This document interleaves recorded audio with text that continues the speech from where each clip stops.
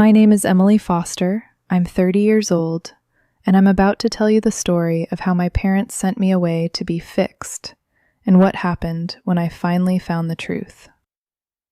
I was 14 years old when my parents drove me to the boarding school. It was a 6-hour drive from our house in the suburbs to the school in the mountains. I sat in the back seat of the car with my bags. I didn't know where I was going. I didn't know what was going to happen to me. My mother was in the passenger seat. She was looking at her phone. She was checking Facebook. She was sending messages. She was ignoring me. My father was driving. He didn't say much. He didn't look at me. He just drove. The school was called Brightwood Academy. It was a big building with old stone walls and tall iron gates. It looked like a prison. It felt like a prison. My mother turned around. She said, "Emily, we're here. This is where you're going to live now." I said, "But I don't want to live here. I want to go home." She said, "Emily, you can't go home. You're a difficult child. You're too much to handle. You need discipline. You need structure. You need to learn how to behave. This is the only way." My father said, "Emily, your mother is right. You need help. We can't give you the help you need, but they can. They'll fix you. They'll make you better." I said, "I'm not broken. I don't need to be fixed." My mother said, "Emily, you are broken. You're a problem. You're a burden. We can't handle you anymore. We need you to go away. We need you to get better. And then maybe, if you're good enough, you can come home." I cried. I begged. I pleaded. But it didn't matter. They had made their decision. They didn't care. They got out of the car. They walked me to the front door. They handed me over to the headmistress. My mother said, "Emily, be good. Be obedient. Do what you're told. Maybe we'll see you at Christmas." They walked back to the car. They drove away. They didn't look back. They didn't wave. They just left. Brightwood Academy was a strict school. The rules were harsh. The punishments were cruel. The staff were cold. The students were scared. We woke up at 5 o'clock in the morning. We had to be in the dining room by 5:30. We had to eat our breakfast in silence. We weren't allowed to talk. We weren't allowed to whisper. We weren't allowed to make eye contact. We had classes from 6 to 2. We had chores from 2 to 4. We had study time from 4 to 6. We had dinner at 6 o'clock. We had to be in bed by 8 o'clock. We weren't allowed to have phones. We weren't allowed to have computers. We weren't allowed to have any contact with the outside world. We weren't allowed to write letters without them being read by the headmistress. We weren't allowed to talk to anyone about what was happening. We were watched all the time. We were monitored all the time. We were controlled all the time. If we broke the rules, we were punished.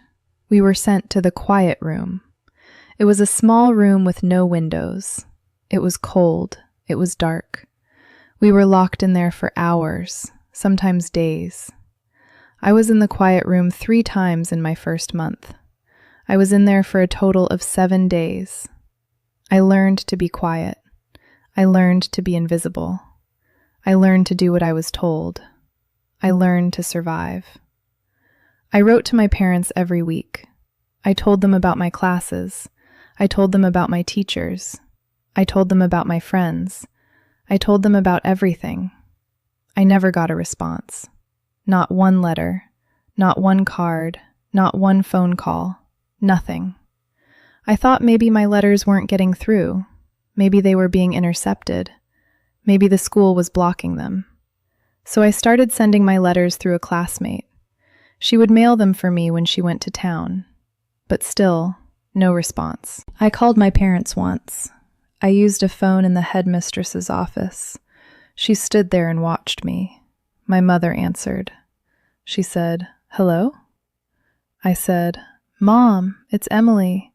I need to talk to you. I miss you. I want to come home." She said, "Emily, you can't come home. You need to stay there. You need to get better. You need to learn. Maybe next year. Maybe when you're better. I said, Mom, please. I'm not getting better. I'm getting worse. I'm lonely. I'm scared. I need you. She said, Emily, you're being dramatic. You're always dramatic. You're fine. You're just trying to get attention. You need to focus on your schoolwork. You need to focus on getting better. Call me when you have something positive to say. She hung up. I didn't call again. There was a girl at the school named Chloe. She was 16. She had been there for 3 years. She was tough. She was smart. She was the only person I trusted. Chloe had been sent to Brightwood because her parents couldn't handle her. She had been kicked out of 3 other schools. She had been diagnosed with behavioral issues. She was just a teenage girl who couldn't fit into the mold her parents wanted. Chloe and I became friends. We would meet in the library. We would whisper about our families. We would whisper about our futures. We would whisper about escaping. Chloe had a secret. She had a journal. She wrote in it every night. She wrote about everything. The school, the staff, the punishments, the pain, the dreams. She wrote it all down. One night, she showed me her journal. She said, Emily, I'm not going to be here much longer. I'm going to escape. I'm going to run away. And when I go, I'm not coming back. I want you to keep this. Keep it safe. Keep it hidden. One day you'll need it. One day you'll need to know that what happened here is real. That it wasn't just in your head. I said, Chloe, I can't. It's too dangerous. If they find it, they'll punish us. They'll send us to the quiet room. She said, Emily, they're going to punish us anyway. They're going to hurt us anyway. That's what they do. They hurt us because they can. They hurt us because no one is watching. They hurt us because they think no one cares. But I care. I care about you. And I care about the truth. And I want the truth to survive. She gave me the journal. I hid it in my mattress. I kept it there for 2 years. Chloe escaped 4 months later. She just disappeared. One night she was there. The next morning she was gone. The school said she had run away. They said she was a troubled girl. They said she was probably on drugs. They said she was dangerous. But I knew the truth. She had planned it. She had saved money. She had found a way out. She had left me a note. It was short. Emily, you're stronger than you think. You're braver than you know. Don't let them break you. Don't let them win. One day you'll get out too. And when you do, you'll build a life they can't touch. I believe in you. Always. Close, Chloe. I never heard from her again. I graduated from Brightwood Academy when I was 18. I had been there for 4 years. I was the valedictorian. I gave a speech. I talked about resilience. I talked about hope. I talked about the future. My parents didn't come. They didn't send a card. They didn't call. They didn't acknowledge that I existed. I walked off the stage. I packed my bags. I called a taxi. I took the 6-hour drive back to my hometown. I didn't go to my parents' house. I went to the library. I used their computer. I looked for a job. I found a small apartment. I started my life. I never told anyone about Brightwood Academy. I was ashamed. I was embarrassed. I thought it was my fault. I thought I was the problem. I thought I deserved what happened. But I was determined to change my life. I was determined to build something new. I got a job at a coffee shop. I worked 40 hours a week. I saved money. I went to community college. I studied psychology. I wanted to help people like me. I wanted to help people who had been hurt by the people who were supposed to love them. I transferred to a university. I got my degree. I got my master's. I became a therapist. I opened my own practice. I spent 10 years building a life from nothing. I built a life that was mine. I built a life that no one could take from me.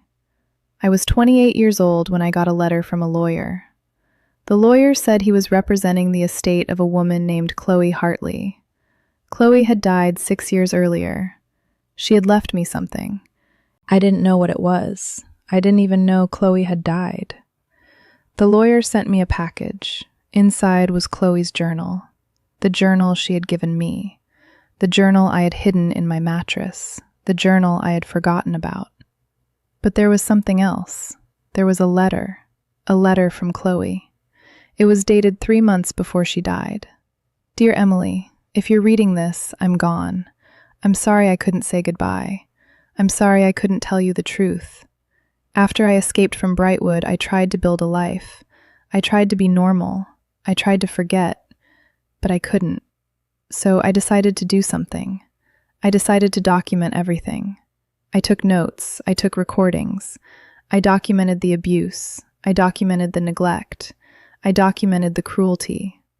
The truth is, Emily, I wasn't the only one who escaped. There were others. There were many others. And they're still dealing with the pain. They're still dealing with the trauma. They're still trying to survive. I want you to have all the evidence. I want you to use it. I want you to expose what happened at Brightwood. I want you to make them pay for what they did to us.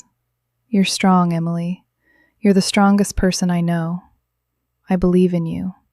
Always. Chloe. I cried for 3 hours. I cried for Chloe. I cried for myself. I cried for all the children who had been sent to Brightwood. I cried for everyone who had been told they were broken. I went through Chloe's evidence. It was extensive. It was detailed. It was devastating. There were recordings of the headmistress screaming at students. There were recordings of teachers hitting children. There were recordings of the quiet room. There were recordings of everything. There were letters from former students. There were documents from the school's files. There were transcripts of the punishments. There were photos of the bruises. There was a letter from my parents, a letter they had written to the school, a letter they had written when they sent me there. To the staff of Brightwood Academy. Our daughter Emily is a difficult child. She is rebellious. She is defiant. She is a burden on our family. We cannot handle her anymore. Please do whatever it takes to fix her. We don't want to be responsible for her anymore. We don't want to see her again. Thank you. I read that letter.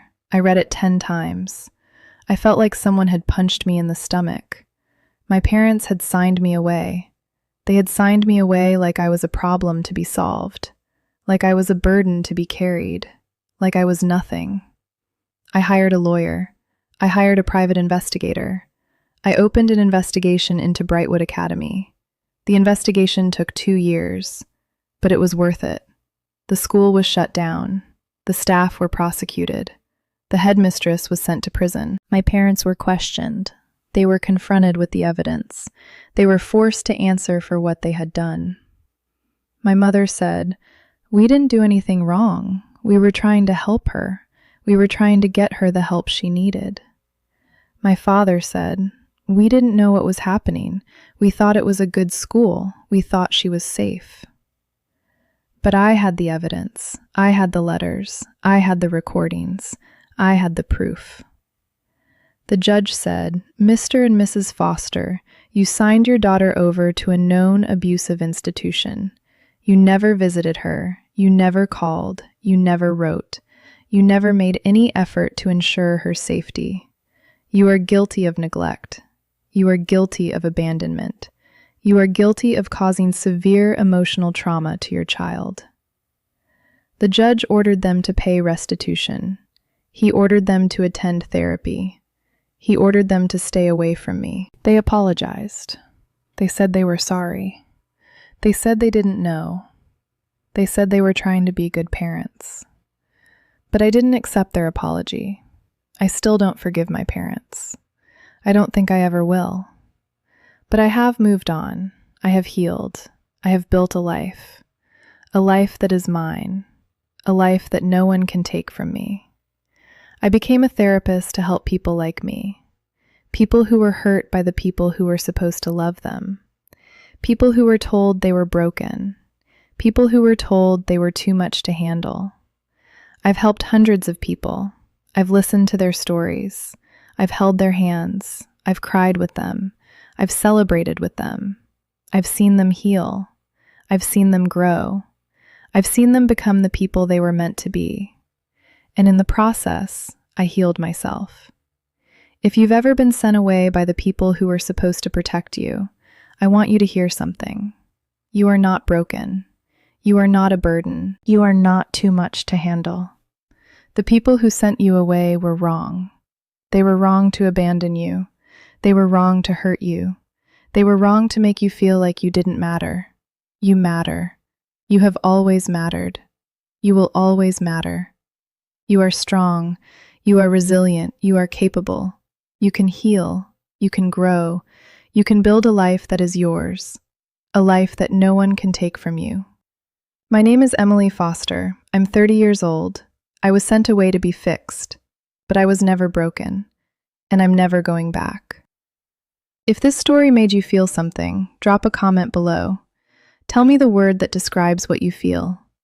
Share this video with someone who needs to hear they're not alone. Subscribe for more stories like this. Thank you for listening to mine.